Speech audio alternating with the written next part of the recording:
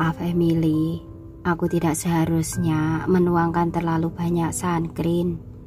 Desahnya berat. Sekarang ia hanya bisa berharap Emily tidak mewarisi temperamennya juga. Mendengar penjelasan itu, Kara tergelitik. Sambil mengulum senyum, ia menghibur sang putri. Jangan sedih, madu kecil. Dengan begini, kulitmu justru akan lebih terlindungi dari matahari.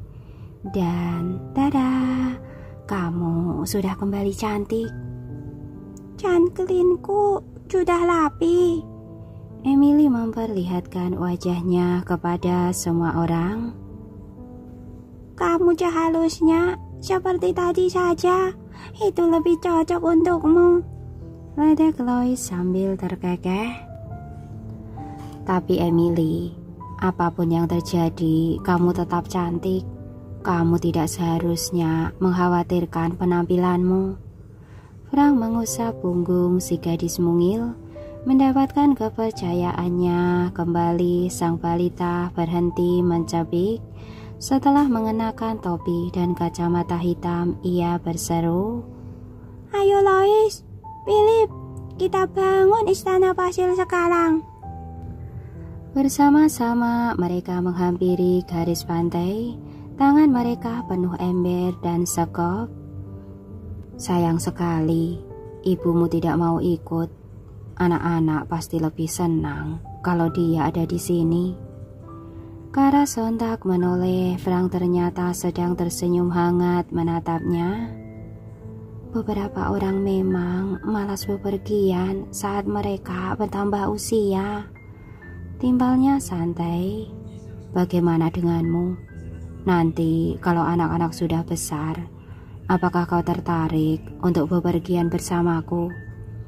Kara menyipitkan mata dan menggeleng tak mengerti. Kenapa aku bepergian bersamamu? Karena aku suamimu.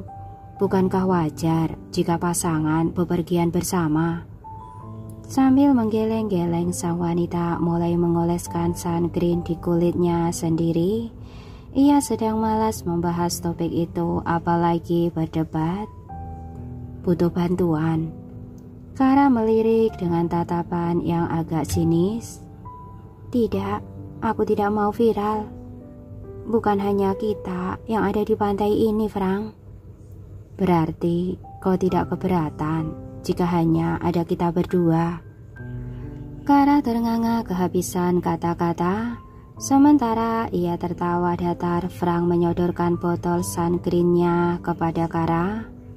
Mau membantuku? Kau sekretarisku. Orang-orang akan berpikir kalau aku yang menyuruhmu. Lagi pula, bukankah memperhatikan penampilanku termasuk dalam daftar tugasmu? Sang wanita tersenyum miring. Ini bukan jam kerja. Pundak Frank pun terkulai. Sayang sekali. Sambil mengerucutkan bibir, ia mengoleskan sunscreen di wajah sekenanya. Kenapa kau tidak memakai bikini yang kusiapkan? Kara tertunduk memeriksa kaos tanpa lengan dan celana pendek yang ia kenakan. Aku lebih nyaman memakai ini. Kau tidak suka memamerkan tubuhmu? Kara menggedikan bahu. Frank seharusnya sudah tahu jawaban itu. Sambil terus menambahkan sunscreen di wajahnya, sang pria bergumam, sungguh wanita idaman. Aku tidak salah memilihmu. Omong-omong, apakah sunscreenku sudah rata? Kara mendenguskan tawa. Kau sengaja mengoleskannya asal-asalan agar aku mau merapikannya. Di sini tidak ada cermin. Frank mengangkat kedua tangan tanpa dosa sambil menggeleng-geleng. Kara memutar posisi. Kemarilah. Seketika senyum Frank kembali terukir. Sementara itu dari kejauhan seorang balita memicingkan mata. Pipi gembulnya yang bersemu tampak mengembung. Lihatlah, Tuan Herbal berani mendekati Mama lagi. Emily menoleh ke belakang mendapati keakraban Frank dan sang ibu. Ia tertawa. Itu bagus. Khawatir Lois merusak kencan sang ibu, ia cepat-cepat meruncingkan telunjuk. Lihat, Philip sudah selesai menggali. Sedetik kemudian ia menyodorkan sekop ke tangan sang kakak. Ayo Lois, kita bangun istana pasir yang megah. Philip, kamu masih mau membantu kami kan? Dengan senang hati nona kecil. Apa yang harus kulakukan? Mau tidak mau, Lois melupakan sang CEO dan mulai menjelaskan rancangan istana dalam kepalanya. Setelah itu, mereka bertiga fokus mencetak dan menumpukan pasir. Jelajai! Emily melompat sambil mengepalkan kedua tangan. Ia bangga melihat puncak istana yang ia buat menggunakan kon es krim. Wajah Lois tidak kalah berbinar. Jari kakinya tak henti-henti menggelitik tanah. Karya seni ini harus dipoto. Kita bisa menunjukkannya kepada nenek nanti. Philip, apakah kamu membawa ponsel? Pengawal muda itu menunjukkan saku celana pendeknya yang kosong. Tidak, tuan kecil. Tunggu, saya akan mengambilnya. Sementara Philip berlari sambil mengisyaratkan rekannya untuk mengantarkan ponsel, si kembar sibuk mengagumi istana mereka. Kamu memang arsitek hebat, Lois. Dan kamu adalah pembangun yang handal. Kalau saja tanganku tidak terluka, kita pasti sudah membuat istana yang lebih besar. Malangnya tepat ketika Lois selesai bicara, sebuah bola melayang menghantam istana. Sebagian pasir pun runtuh. Lois, istana kita! Emily mulai mencebik. Lois ternganga melihat karya seni mereka rusak. Merasa kesal, ia pun memeluk bola dengan sebelah tangan, lalu celingak-celinguk mencari biang keroknya. Saat itu pula seorang pria berlari menghampiri mereka. Maaf adik kecil, bisakah kau mengembalikan bola ini? Itu punyaku. Lois memandangi orang asing itu dari sudut atas matanya. Kau pikir bisa mendapatkan bola ini dengan mudah? Lihatlah, kalian sudah menghancurkan istana kami. Hatiku hampir menangis. Pria itu melihat istana kecil itu sekilas, lalu tertawa singkat. Baiklah, aku minta maaf, tapi aku tidak sengaja. Kami sama sekali tidak bermaksud menghancurkan mainan kalian. Mainan? Suara Lois semakin melengking. Ini karya seni. Aku merancangnya semalaman. Kau harus bertanggung jawab. Pria itu mendongak lalu menghela nafas panjang. Kemudian ia menatap si kembar dengan sorot meremehkan. Maaf adik kecil, tapi aku tidak punya waktu untuk itu. Kalian bisa membangunnya lagi kan? Lagi pula, kau beruntung bola itu tidak kena tanganmu. Kalau aku jadi kamu, aku akan beristirahat saja di rumah dan tidak merepotkan orang lain. Emily mengerutkan alis mendengar sindiran itu. Kau tidak boleh kasar, tuan. Kami masih kecil, sedangkan kau sudah dewasa. Kau seharusnya memberikan contoh yang baik. Pria itu mendengus tak peduli. Ia bahkan membungkuk mencoba mengambil bolanya. Namun Lois menghindar. Ada apa ini? Si kembar menoleh melihat kehadiran Frank. Mereka langsung melaporkan yang terjadi.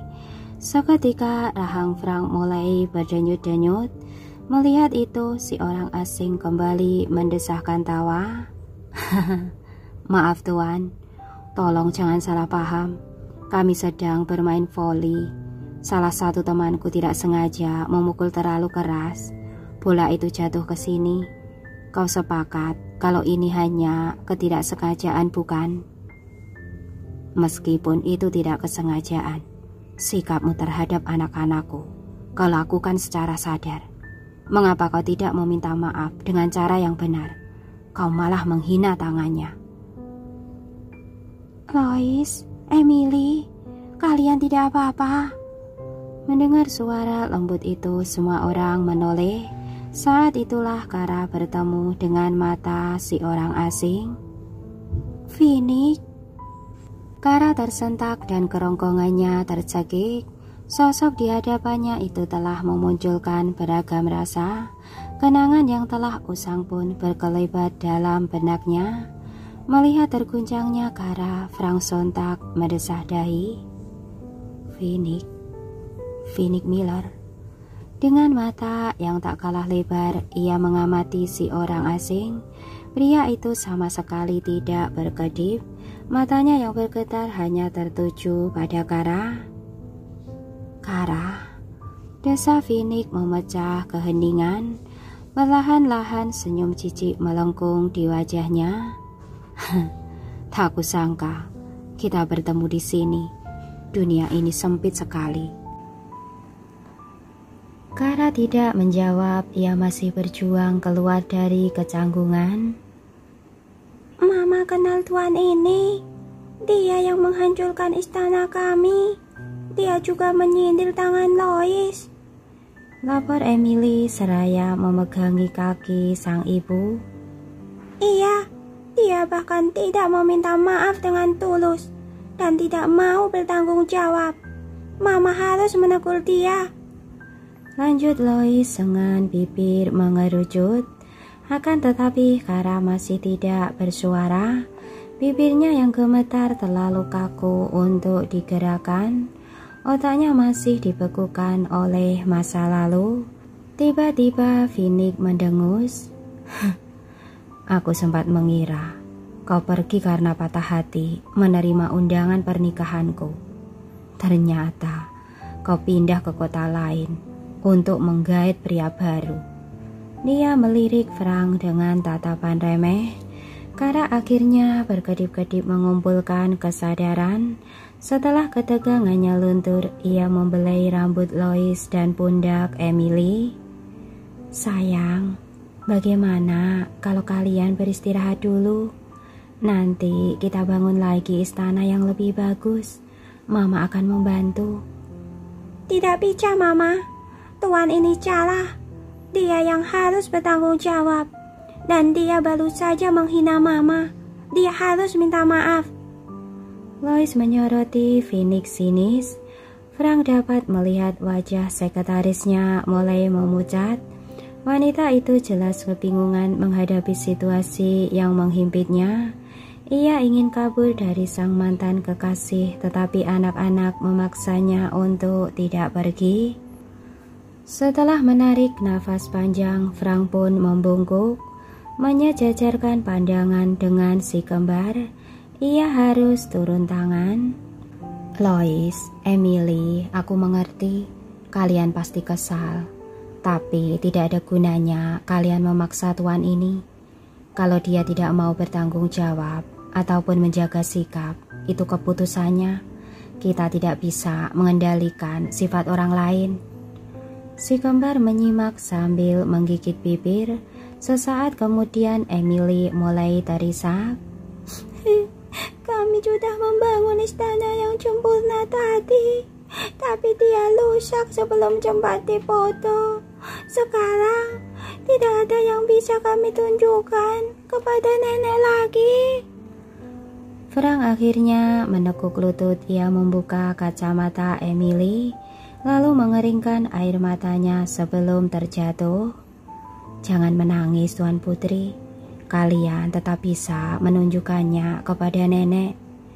Sedetik kemudian ia meminta ponsel dari Philip. Setelah menaikkan kacamata ke atas kepala, ia mengambil gambar dari sudut yang menutupi sisi rusak. Lihat, bukankah ini terlihat sempurna? Emily mengamati foto dalam diam sedangkan Lois mengangguk kecil. Iya, itu terlihat keren. Kalau begitu, kamu mau mengembalikan bola milik tuan ini? Pundak Lois terkulai lesu dengan pipi menggembung, ia pun tertunduk. Baiklah. Melihat saudaranya kesulitan menyerahkan bola dengan satu tangan, Emily pun membantu. Melihat saudaranya kesulitan menyerahkan bola dengan satu tangan, Emily pun membantu. Kuharap kau bisa lebih berhati-hati lagi, Tuan, tuturnya dengan alis berkerut. Phoenix mendengus mendapat nasihat semacam itu. Namun ketika ia hendak menimpali, ia baru sadar bahwa gadis mungil itu bermata abu-abu. Tunggu, dia sungguh anak kara. Mengapa warna mata mereka tidak sama? Sambil mengingat-ingat warna mata Roland, ia mengambil bola. Lihatlah, Mama. Tuan ini memang tidak sopan. Dia bahkan tidak mengucapkan terima kasih setelah mendapatkan kembali bolanya. Aduh, Lois merajuk. Ia sebetulnya tidak ikhlas mengalah. Kara hendak menimpali, namun lidahnya masih kaku. Khawatir sang balita kecewa, Frank pun menekuk lutut dan memegangi pundaknya. Lois, tidak apa-apa jika dia tidak sopan. Itu urusannya. Yang penting kalian tetap menjadi anak yang baik. Sementara Lois melirik pria asing itu sinis, Frank mengacak rambutnya, kemudian sebelah tangannya berpindah ke pundak Emily. Dan karena kalian sudah menjadi anak baik, kalian pantas mendapat hadiah. Dalam sekejap, raut para balita berubah cerah. Bahkan Lois tidak lagi memberi perhatian kepada musuhnya. Hadiah. Sudut bibir Frank terangkat misterius. Misi kita di pantai ini sudah selesai. Kita sudah piknik dan mendapat foto istana pasir yang keren ini.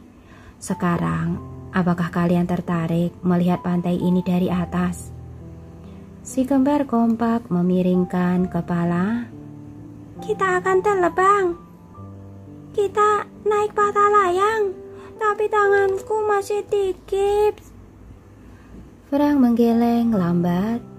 Kita akan naik helikopter. Mulut Lois sontak membulat. Itu sangat keren. Meskipun bibirnya mengerucut, Emily juga mengangguk. Itu pasti menyenangkan, tapi apakah itu aman? Tentu saja. Sekarang bagaimana kalau kalian beritahu Jeremy untuk segera berkemas? Philip akan menemani kalian. Senyum Emily akhirnya berkembang. Baiklah, terima kasih Tuan baik hati. Kau memang yang terbaik. Usai memberi Frank pelukan, ia berlari menuju kumpulan pengawal. Iya, terima kasih Tuan Harper. Lois mengacungkan jempol lalu berjalan cepat mengejar sang adik.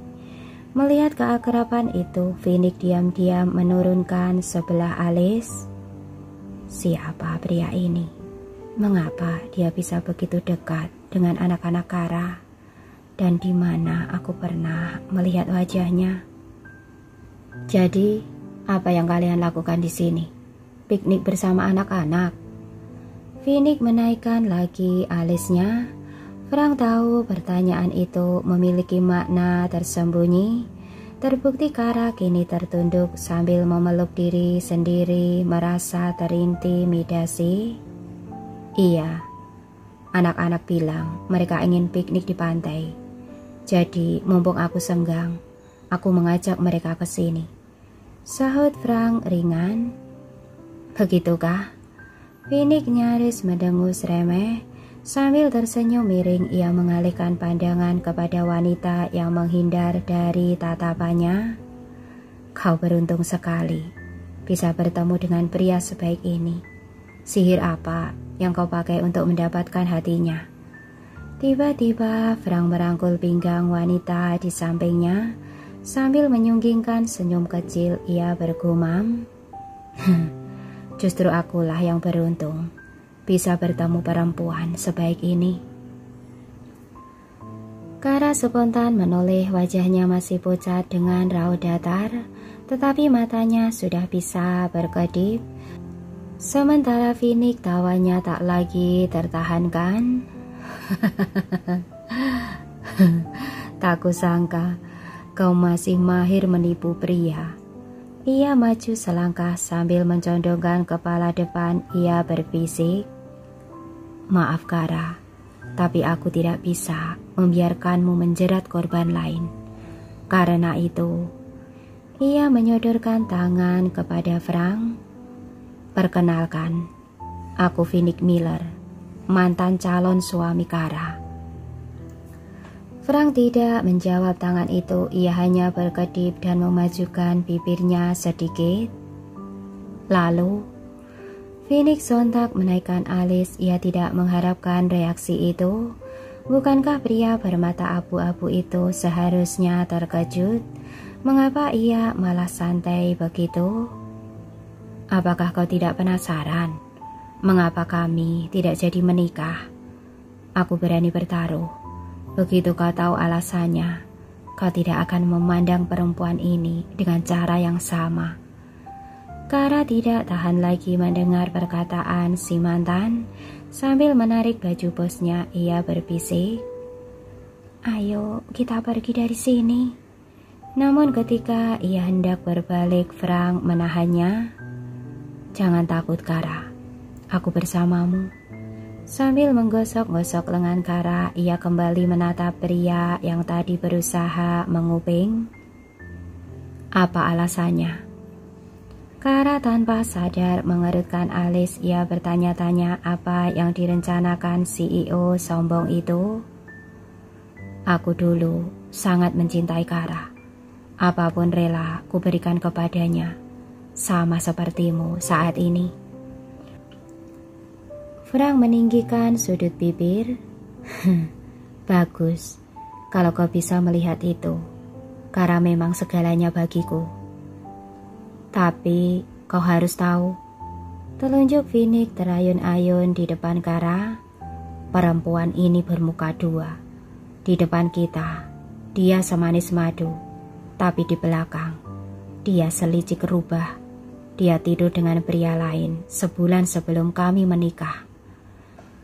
Nafas Kara mulai bergemuruh. Ia seperti tersedot ke masa lalu. Namun sebelum ia terhanyut, suara Frank menyentaknya kembali. "Kalau begitu, aku harus berterima kasih padamu. Sungguh, terima kasih Phoenix Miller. Kalau dulu kau bersedia memaafkan Kara dan tidak membatalkan pernikahan, dia tidak mungkin di sampingku sekarang." Phoenix terbelalak mendengar jawaban itu. Mulutnya membuka, kesulitan menampung kata. "Tapi, kenapa?" Setelah tergagap sesaat, ia mendesah tak percaya. "Kau mengira aku mengarang cerita?" "Tidak." Frank meraih tangan Kara dan menjalin jemari mereka. "Itu memang kisah sesungguhnya. Tapi, apa masalahnya? Kara hanya dijebak. Dia sama sekali tidak bersalah. Dan perempuan lugu ini jelas bukan rubah." Phoenix mulai menggeleng samar. "Kau terlalu mempercayainya, Tuan. Kaulah yang kurang mempercayainya. Kalau aku di posisimu, aku tidak akan ragu pada kekasihku sendiri. Aku justru akan melindunginya dan menghukum orang yang telah menjebaknya, bukan malah mempersulit hidupnya." Suara Frank begitu jelas dan lantang. Kara tanpa sadar menatapnya dengan mata berbinar. Ia tidak pernah berpikir sang CEO ternyata memperhatikannya seteliti itu. Usai menghela nafas cepat, Frank kembali menghangatkan ekspresinya. "Kara, apa ada yang ingin kau katakan kepada laki-laki pengecut ini?" Kara mengatupkan mulut dan menggeleng singkat. "Kalau begitu, ayo temui anak-anak. Mereka pasti sudah tidak sabar ingin naik helikopter." Tanpa mengucapkan apa-apa, mereka berbalik menuju si kembar. Beberapa orang pengawal berlari untuk mengambil perkakas.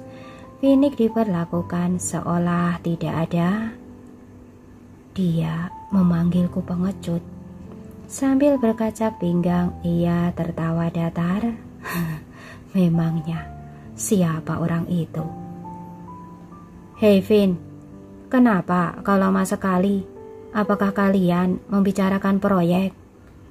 Phoenix sontak menoleh ke arah temannya yang datang menyusul. Proyek? Iya, banyak orang ingin bekerja sama dengannya, tapi dia susah ditemui. Dia bahkan jarang datang ke pesta-pesta. Kalau saja perbincangan kalian tadi tidak begitu serius, aku pasti sudah nimbrung. Alis Phoenix berkerut lebih dalam. Kau mengenal laki-laki itu? Temannya itu terbelalak. Kau tidak mengenalinya. Lalu apa yang kalian bicarakan tadi? Phoenix menatapnya serius. Siapa dia? Frank Harper. Phoenix tertegun. Frank Harper, pebisnis terbaik, pemilik perusahaan terbesar di dunia itu. Otakmu sudah penuh dengan pernikahan, ha? Kau sampai tidak mengenali orang sehebat itu. Kapitalisasi pasarmu berpuluh kali lipat dari perusahaan kita, Vin. Kau sudah melewatkan kesempatan emas. Phoenix tidak lagi menanggapi, matanya terlalu fokus pada mantan kekasih yang kini berada dalam rangkulan pria lain. Bagaimana mungkin Kara bisa bersama orang itu? Dan mengapa pria sekelas Frank Harper mau dengannya? Seorang perempuan picik beranak dua. Tanpa sadar tangannya mulai mengepal. Kara, kau baik-baik saja? Bisik Frank sambil menoleh ke samping. Kara mengangguk kecil. Iya, terima kasih sudah membelaku. Lengkung bibir Frank melebar. Itu sudah menjadi tanggung jawabku. Tapi apakah tidak masalah? Kau mengaku sebagai kekasihku, tapi kenyataannya kau akan menikah dengan perempuan lain. Mata Kara berkaca-kaca. Kau takut dianggap pelakor? Kara mendesah berat. Ia melepas genggaman Frank dan berhenti melangkah. Reputasimu bisa jatuh. Mengetahui Kara mencemaskan dirinya, hati Frank menghangat. Dengan sebelah tangan ia menangkup pipi yang telah kembali berwarna itu. Tidak ada yang bisa menjatuhkanku. Kau seharusnya mengkhawatirkan seleramu dibandingkan reputasiku. Bagaimana mungkin kau bisa menyukai laki-laki seperti itu? Sedikit demi sedikit lengkung bibir Kara kembali terbentuk. Dulu dia tidak begitu, jawabnya getir. Jadi sekarang kau tidak menyukainya lagi? Frank menaikkan sebelah alis. Senyum Kara berubah kecut. Aku hanya menyukai anak-anakku. Bagus. Kalau bisa, selipkan namaku di antara anak-anakmu. Aku bisa menjadi pengawal di hatimu. Kara tertawa tipis, suara renyahnya menggelitik dada Frank. Kau tahu, kalau saja Lois tidak memelototiku, aku pasti sudah menciummu. Lois? Kara menoleh. Sang putra ternyata sedang berdiri selayaknya seorang pria tua mengawasi anak gadisnya. Tadi pagi dia menginjak kakiku. Katanya sebagai peringatan karena aku menciummu tanpa seizinnya. Kara terbelalak dan meloloskan tawa lebih panjang. Serius? Iya, kalau aku menciummu sekarang, dia mungkin akan menginjak kakiku 3 atau 5 kali nanti. Gurauan tersebut membuat sang wanita semakin lepas. Tidak ada lagi kenangan yang membayanginya. Sambil menggeleng samar, ia pun menarik lengan baju bosnya. Kalau begitu, kita sebaiknya bergegas. Hukumannya akan berlipat ganda kalau kita membuatnya menunggu lebih lama. Dengan senyum lebar, Frank membiarkan Kara menyeretnya. Ia tahu di balik punggung mereka sepasang mata masih mengawasinya dan sangat mungkin terisi iri